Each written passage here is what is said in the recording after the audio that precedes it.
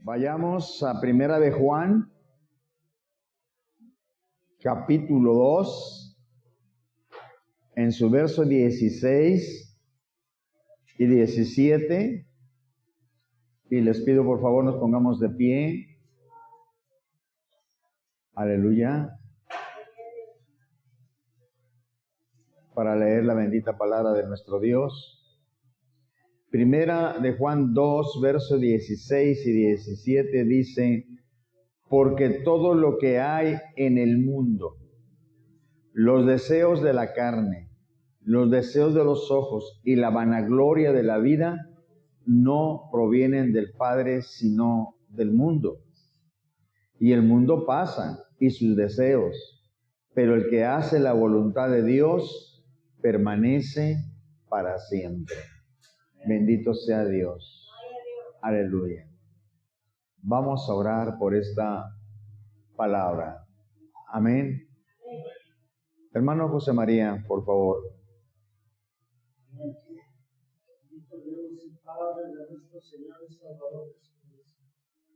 Alabamos, bendecimos y sacamos de bendito nombre, Señor. Dios, Señor, bendito Dios, que hoy te recibir tu bendita y poderosa palabra, Señor. Háblanos, corrígenos, instruyenos, redargúyenos, bendito Señor. Amor de cada día, seamos perfectos, enteramente preparados para toda buena obra. Te damos las gracias, bendito Dios, porque hoy, Señor, podemos gozarnos en tu presencia, Señor. Podemos recibir tu bendita y hermosa palabra, mi Señor y Dios, donde hay muchos hambrientos y sedientos, bendito Dios, de tu palabra. Te pedimos, Dios Todopoderoso, que llegue a sus corazones, bendito Rey, a todos necesitados esta hermosa mañana. Te damos las gracias, Señor, por este grande privilegio, Señor, de ser llamados tus hijos, Señor, y poder, bendito Padre, estar en tu bendición, Señor. Muchísimas gracias, Señor, en esta hermosa mañana. En el nombre poderoso de Cristo Jesús. Amén. Amén. Por favor, tomen asiento.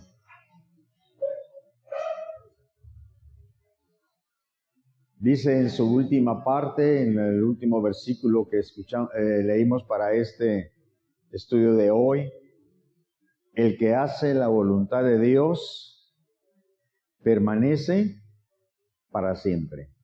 Amén. El que hace la voluntad de Dios permanece para siempre. Gloria sea al Señor. Aleluya. ¿Qué es o cómo se puede vivir la voluntad de Dios? ¿Realmente estamos viviendo la voluntad de Dios? ¿Cómo saberlo o cómo hacerlo? Gloria sea a Dios. Y me cabe mucho hincapié y me llama mucho la atención que dice: pero el que hace la voluntad de Dios permanece para siempre. Y yo lo relaciono mucho con Romanos 10:9, ¿sí? Donde dice que si confesares con tu boca, ¿sí? Ese es Romanos 10:9, ¿verdad? Que si confesares con tu boca que Jesús es el Señor, serás salvo. Pero esta escritura va de la mano de esta. Una vez que hemos confesado al Señor Jesucristo como nuestro Señor y Salvador, aceptado nuestro pecado, reconociéndolo y arrepintiéndonos y reconociendo al Señor como nuestro Señor, entonces dice: el que hace la voluntad de Dios permanece para siempre. Entonces, aquel que confiesa y no hace la voluntad, no permanece para siempre. Amén. Bueno, gloria sea a Dios. Alabado sea Cristo. Porque todo lo que hay en el mundo, empieza diciendo la Escritura, porque todo lo que hay en el mundo, la personalidad, el carácter del príncipe de este mundo. Y usted y yo sabemos quién es el príncipe de este mundo. Satanás es el príncipe de este mundo. Entonces dice, todo lo que hay en el mundo, porque todo lo que hay en el mundo, todo lo que el mundo nos puede ofrecer, todo lo que el mundo promueve, está basado en tres cosas principales. Motivar los deseos de la carne. Segundo, los deseos de los ojos y la vanagloria de la vida. Y la Biblia nos está diciendo en esta escritura que todo lo que viene del mundo no es de Dios y no permanece. Amén. Pero qué fácil es hoy, cuando no estamos metidos en el Señor verdaderamente, desviarnos a las cosas del mundo. Porque el mundo es atractivo, es atrayente. El mundo nos ofrece lo que la carne desea, que se sienta a gusto. El mundo nos dice que todos tenemos derecho a tener todo lo que vemos, todo lo que deseamos. Amén. Todos estos tres puntos, los deseos de la carne, los deseos de los ojos y la vanagloria de la vida, lo único que hacen es que nosotros como humanos permanezcamos en el pecado. Estos tres puntos se aseguran de que el hombre siempre viva en pecado. Al príncipe de este mundo no le preocupa los que van a la iglesia. Llámese la iglesia como se llame y de la denominación que sea. Al enemigo no le preocupa que se vaya a la iglesia testigo, bautista, católica, cristiana, no le interesa. Porque él está usando tres armas fuertes en él, o sea, en el mundo, los deseos de la carne, los deseos de los ojos y la vanagloria de la vida, a través de los cuales, si el hombre lo sigue, va a permanecer en pecado aunque vaya a una iglesia. Gloria a Dios. Los deseos de la carne.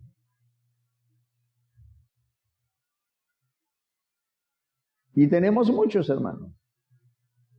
El alcohol, las drogas, la prostitución, el adulterio, la estafa.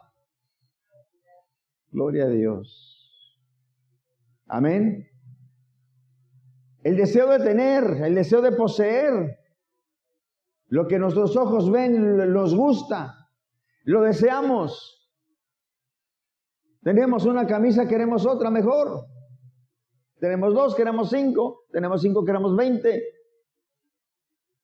Y la vanagloria de la vida. ¿Qué es la vanagloria de la vida? La vanagloria de la vida es cuando este príncipe de este mundo nos ha hecho creer que nosotros tenemos derecho a tener todo, a luchar por todo y estar sobre todos los demás. Ya sea en poder, ya sea en economía, en lo que sea, y si no es por las buenas, por las malas. Pero el príncipe de este mundo está diciendo que nos está motivando a la vanagloria de la vida, que es superioridad sobre los demás. O sea, está echando por tierra el amar a Dios y a tu prójimo. No, la vanagloria de la vida no sabe de amar al prójimo. La vanagloria de la vida sabe de tomar ventaja del prójimo, pisotear al prójimo, humillar al prójimo, intimidar, minimizar, matar al prójimo. Gloria a Dios. ¿No se le hace familiar esto? ¿En qué se está basando la violencia ahorita en el mundo? En eso. Es una herramienta y es un arma del enemigo.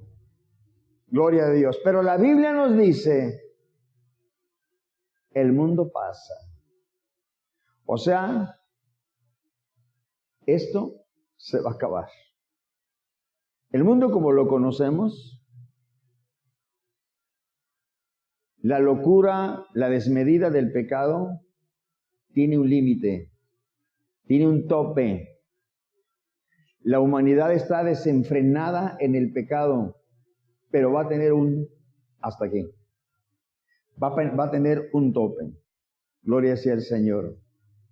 Entonces tenemos que ser sabios y tenemos que ser entendidos de parte del Señor en qué invertimos nuestro tiempo, en qué invertimos nuestra vida, en qué invertimos nuestras fuerzas. Porque si lo invertimos en las tres cosas que vimos hace un momento, dice la Escritura que el mundo pasa. O sea, vamos a sufrir pérdida. Pero dice que el hacer la voluntad de Dios nos hace permanecer para siempre. Y para siempre significa después de la muerte. ¡Gloria a Dios! Hay muchas cosas que son para siempre. Y hay muchas cosas que no son para siempre. Entonces, no es cuestión de ser exageradamente sabios para entender que a nosotros nos conviene invertir en hacer la voluntad de Dios.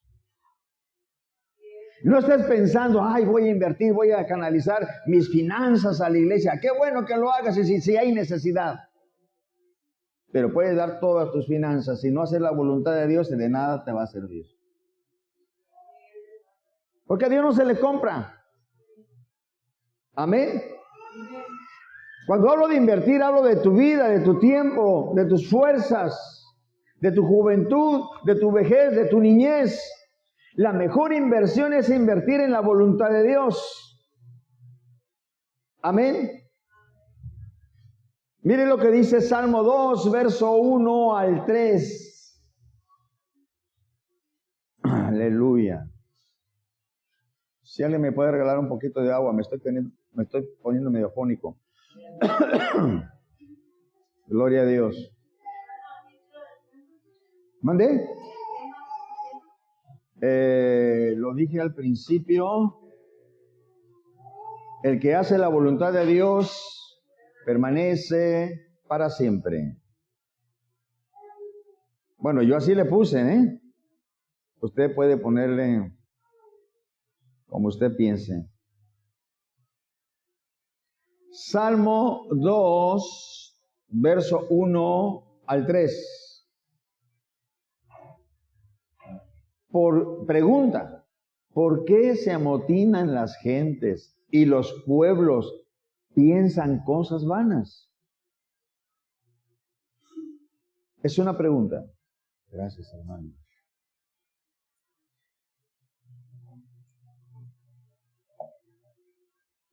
¿Por qué se amotinan las gentes?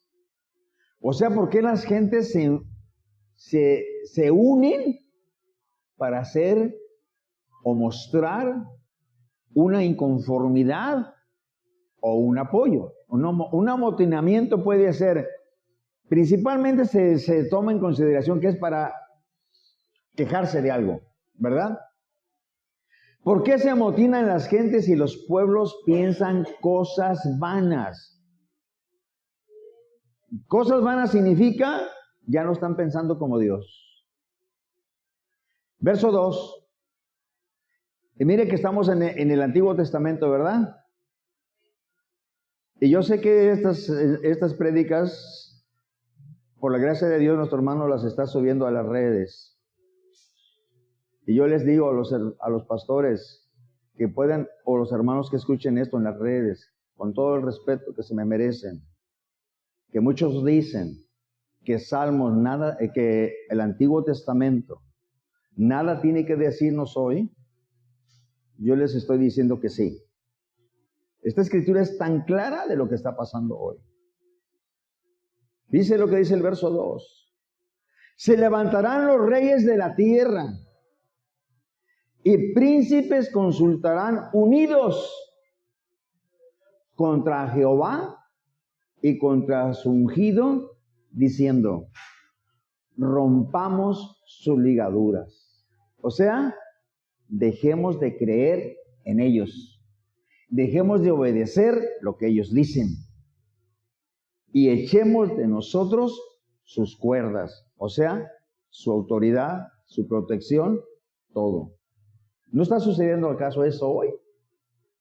Esto está en el Salmo, hermano. Antiguo Testamento.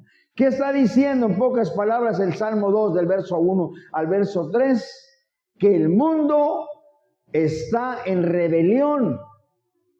El mundo está en contra de Dios y su Cristo, su ungido. Está en contra como a través de doctrinas erróneas, movimientos equivocados, políticas sucias, perversas, iglesias movidas por dinero y no por Dios. Pero nosotros sabemos lo que tenemos que hacer. Y esto es hacer la voluntad del Señor.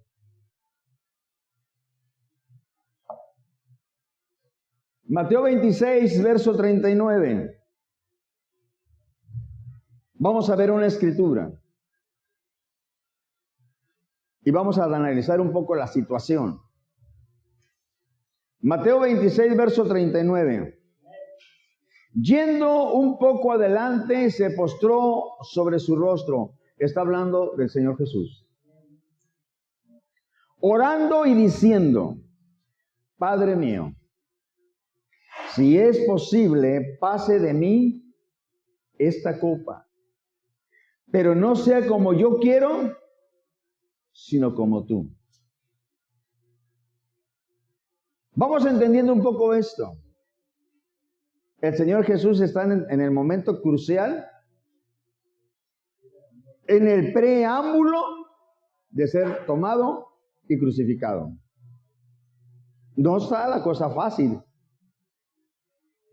Pero vemos una cosa aquí interesante que dice, pero no sea como yo quiero, sino como tú. O sea, ¿qué dijo? Cuando dice si es posible, dice, mi carne no quiere. Mi carne no quiere. Pero mi trabajo y mi misión es hacer tu voluntad. Y aunque no quiera, que no sea lo que yo quiero, sino lo que tú. Y sabía lo que iba. Eso quiere decir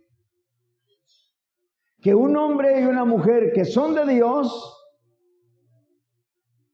tiene que saber cuando por causa de Dios no va a hacer algo, aunque le cause placer, aunque le cause poder, aunque le cause ganancia. Quizá con ese movimiento jamás vas a volver a trabajar en tu vida, pero no va a glorificar a Dios. Y tu carne te dice, tómalo. Luego te arrepientes, pero ya te quedaste con el negocio, ya te quedaste con el... Gloria a Dios. En un momento tan importante,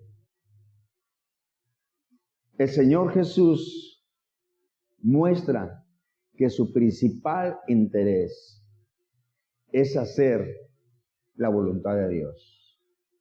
Aleluya. Y Él es nuestro ejemplo. ¿Cuánto dicen amén? Entonces, ¿cuál debe ser la prioridad de nosotros? Sencillo, ¿verdad? Hacer la voluntad de Dios. Gloria a Dios. Entonces, si el punto neurálgico, el punto central es la voluntad de Dios, esa voluntad tiene que ser hecha en la tierra y en mi vida. Porque puede ser hecha ya, pero si no es hecha en mi vida, no gané nada tampoco. Amén. ¿Cómo es que yo puedo hacer la voluntad de Dios? Hermanos, definitivamente, un cristiano que no tiene hábito de orar continuamente, no va a poder estar en la voluntad de Dios. Porque la permanencia en la oración nos fortalece para las tentaciones y las provocaciones del mundo. Porque el conocimiento de la palabra va respaldado por la oración en la cual estamos en la presencia de Dios. Así que no nos engañemos cuando pensemos, y lo voy a decir con respeto, hermano, que somos cristianos porque vamos a la iglesia el domingo. Y la semana no nos acordamos de nada. No. Romanos 12, verso 12.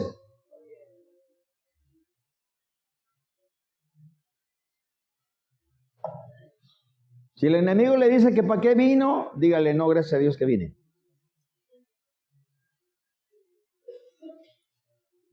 Romanos 12, verso 12. Gozosos en la esperanza.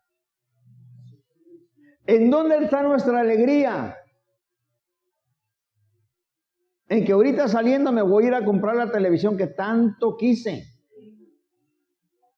Voy a ir al restaurante que tanto deseé. Voy a ir a la ciudad donde tanto anhelé. No.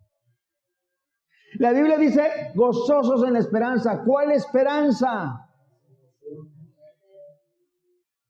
Que Cristo nuestro Señor y nos da salvación. Sufridos en la tribulación, por causa de mí seréis perseguidos. Aleluya. Pero dice algo también, constantes en la oración. Porque es el único lugar donde se puede permanecer. Aleluya. Constantes en la oración. No hay pretexto. No voy a dejar de orar porque me siento terriblemente mal. Lo que quiero es no saber nada.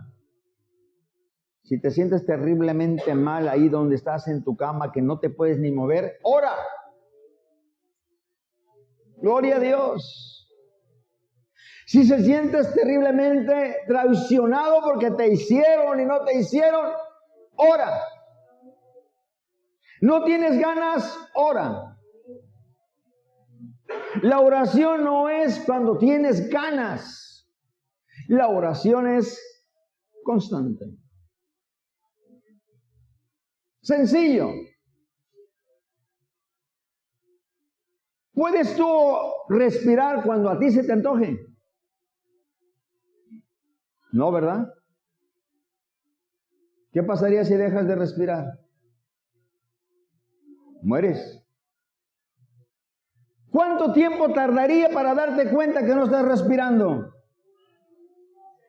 Me voy lejos 3 minutos, ¿verdad? Entonces la oración es el respirar de un cristiano, el que lo mantiene vivo, el que lo mantiene en su lámpara encendida, el que lo mantiene en la presencia del Señor, y entonces es cuando se mantiene viva la esperanza.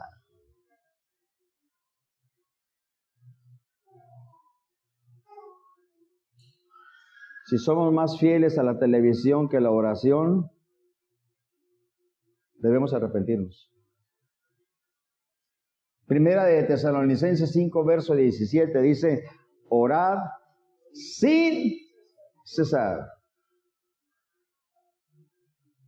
No vamos a orar solamente cuando tenemos una extrema necesidad, cuando estamos deprimidos, cuando estamos preocupadísimos, ¿cómo vamos a resolver esto? No, en todo tiempo, alegres, tristes, sanos, enfermos, con sueño, sin sueño, cansados, no cansados, todo el tiempo.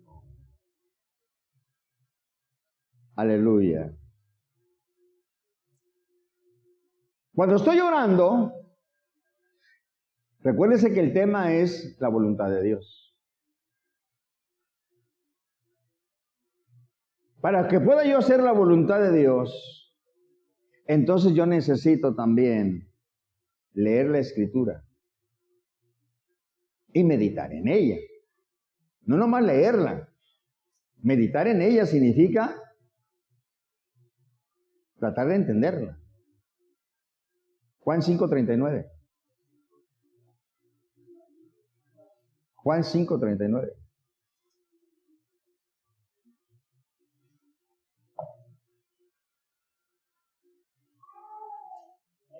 Escudriñad las Escrituras porque a vosotros os parece que en ellas tenéis la vida eterna y ellas son las que dan testimonio. ¿Quiénes son las que dan testimonio del Señor? ¿Qué significa escudriñar? Examinar. O sea, no nomás la leas así, no, detente a examinarla y pedirle a Dios que te revele qué hay ahí. Y hay que examinarla muy cuidadosamente. No importa el tiempo que te lleve. La palabra de Dios no se debe leer a las carreras. Amén. ¿Y cuál es el otro punto para hacer la voluntad de Dios? La consagración. La entrega total a Dios. Acuérdate que el Señor no le agradan los tibios. Por cuanto no fuiste ni frío ni caliente, te vomitaré de mi boca. Gloria sea al Señor. Pero una vez que estamos orando, una vez que estamos estudiando, tratando de vivir,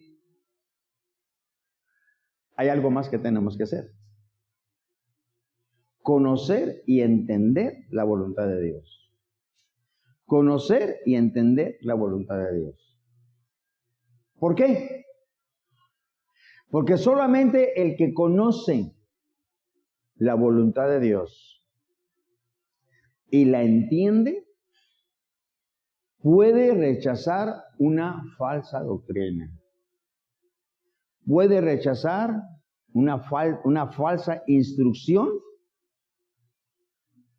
que le envíen a su vida. No solamente es conocer la palabra de Dios, no solamente es orar, no solamente es estudiar, sino es conocer y entender la voluntad de Dios. Muchas veces nosotros, los que tienen empleados, o muchas veces nuestros hijos, tú les dices que vaya a hacer algo y hace una cosa equivocada. ¿Sí se han dado cuenta de esto? No hacen lo que ustedes querían. ¿Por qué? Porque conoció la orden, pero no la entendió y la ejecutó mal. Entonces, nosotros tenemos que conocer la voluntad de Dios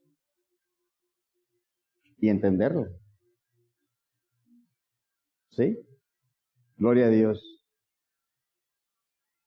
Para que me la crean mejor, está en Juan 7:17. Juan 7, verso 17.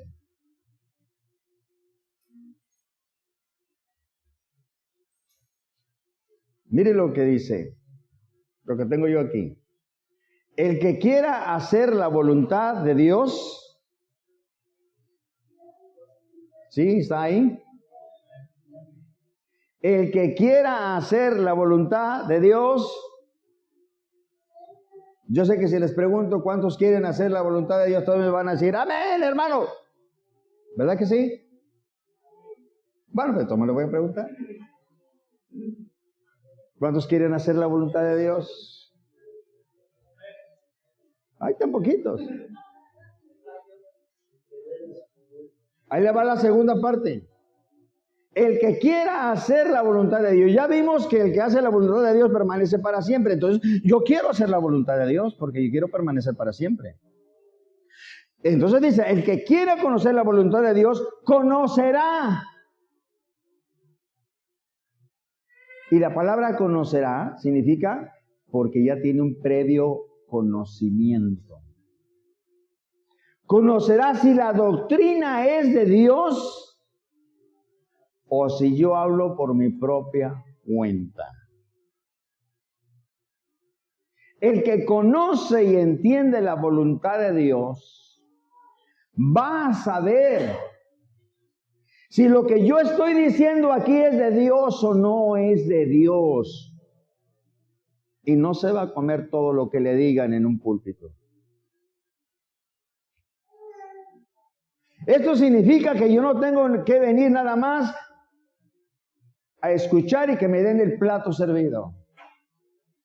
Esto significa que el que quiere hacer la voluntad de Dios tiene que tener la capacidad para identificar lo que es de Dios y lo que no es de Dios.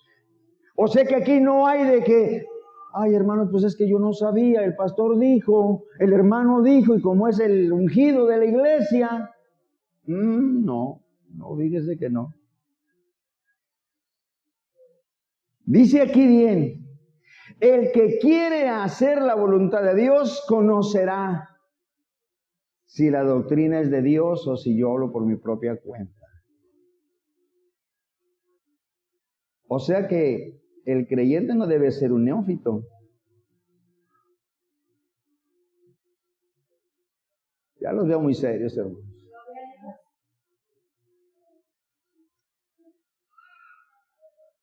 Debemos estar en condiciones de distinguir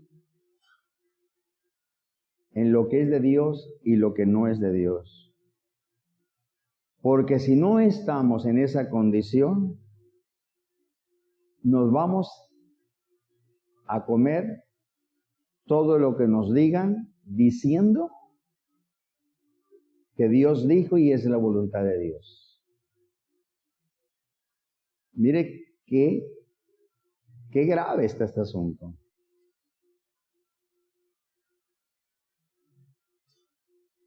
¿Cuántas gentes cristianas se han apartado de la verdad? ¿Cuántas gentes cristianas se han apartado de la verdad creyendo doctrinas de demonios en boca de pseudos predicadores? ¿Cuánta gente amando a Dios, pero no teniendo ese punto de escudriñar las escrituras y estar en oración,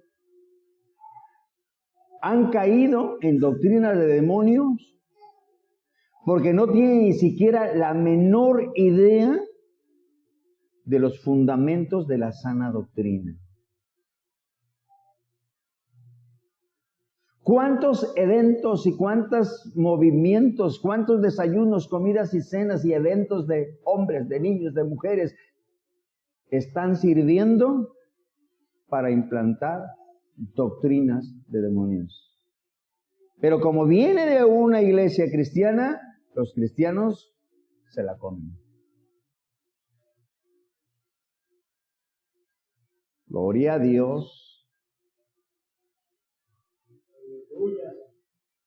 El que quiera hacer la voluntad de Dios debe de conocer la palabra de Dios y su propósito para poder aceptar o rechazar, aceptar lo que viene de Dios o rechazar lo que no viene de Dios.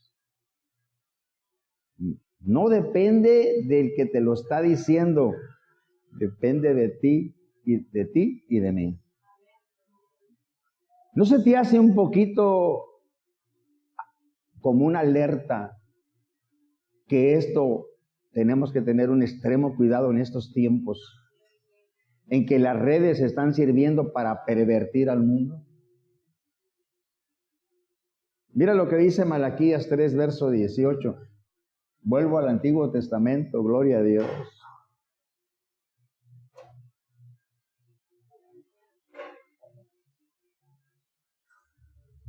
Malaquías 3:18.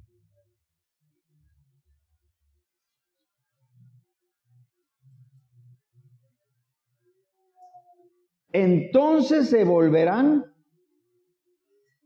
y discernirán la diferencia entre el justo y el malo. O sea, entonces tendrán la capacidad entre el que sirve a Dios y el que no le sirve.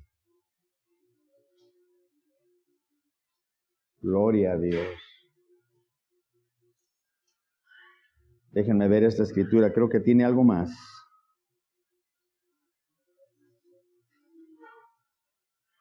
Dijimos Malaquías, ¿verdad? 3.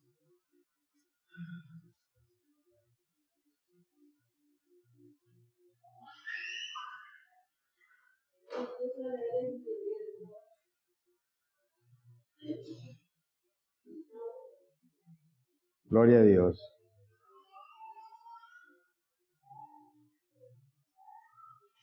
Fíjese, esto de contexto viene desde el verso 15. De Malaquías 3:15. Decimos pues, ahora bienaventurados son los soberbios. Eso es lo que el mundo dice. Y los que hacen impiedad, no solo son prosperados, sino que tentaron a Dios y escaparon. Eso es lo que dice el mundo. Entonces los que temían a Jehová hablaron cada uno a su compañero, y Jehová escuchó y oyó, y fue escrito libro de memoria delante de él para los que temen a Jehová y para los que piensan en su nombre. Y dice el Señor, y serán para mí especial tesoro. ¿Quiénes son los que van a ser su especial tesoro? Los del verso 16, los que temían a Jehová. Entonces dice, será mi especial tesoro, ha dicho Jehová de los ejércitos, en el día en que yo actúe y los perdonaré, como el hombre que perdona a su hijo que le sirve. Entonces os volveréis y discerniréis la diferencia entre el justo y el malo, entre el que sirve a Dios y el que no le sirve. Tenemos, no es opción, tenemos que saber discernir entre el bien y el mal. Aleluya. Tenemos que saber distinguir entre una cosa y otra. Entonces, ya vimos que el que hace la voluntad de Dios permanece para siempre. Ya entendimos que no solamente es buscarla, sino conocerla y entenderla. ¿Verdad?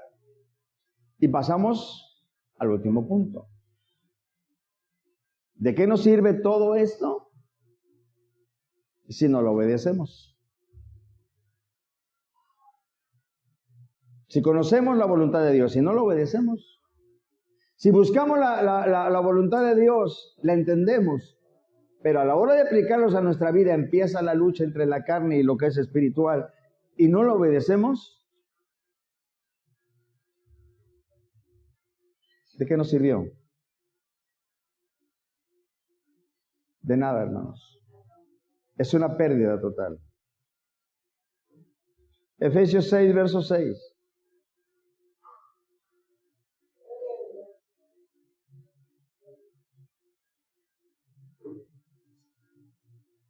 No sirviendo al ojo, como los que quieren agradar a los hombres, sino como siervos de Cristo de corazón, haciendo la voluntad de Dios.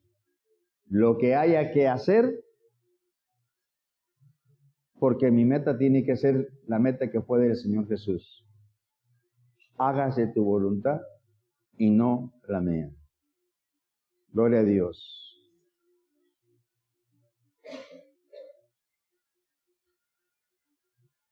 Hebreos 5, verso 7. Gloria a Dios.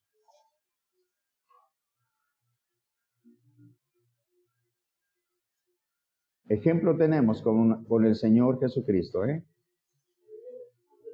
Y Hebreos 5, verso 7.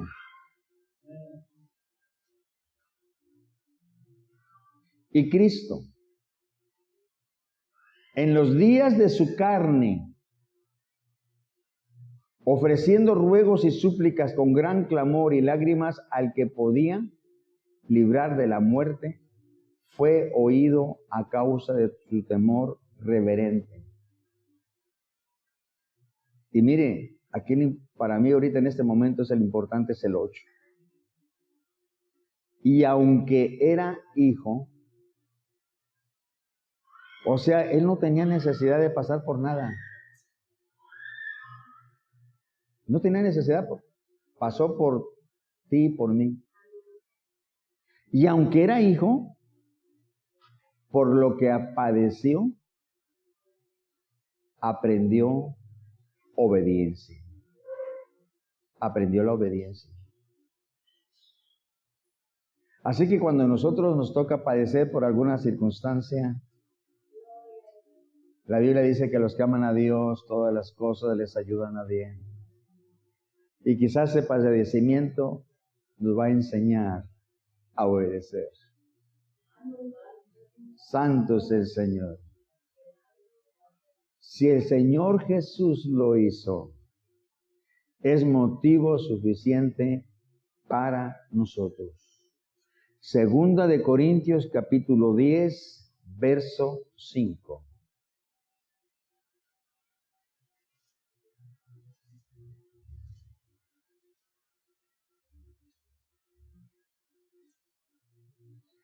Derribando argumentos y toda altivez que se levanta contra el conocimiento de Dios. ¿Qué se está levantando contra el conocimiento de Dios? Los 3 puntos que vimos al principio: los deseos de los ojos, los deseos de la carne y la vanagloria de la vida.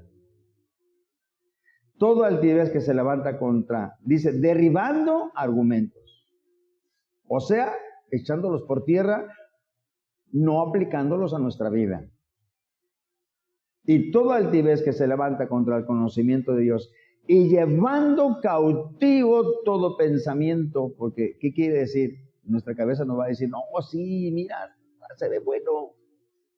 Llevando cautivo todo pensamiento a la obediencia a Cristo, y estando dispuestos a castigar toda desobediencia cuando la obediencia de ustedes sea perfecta. Gloria a Dios.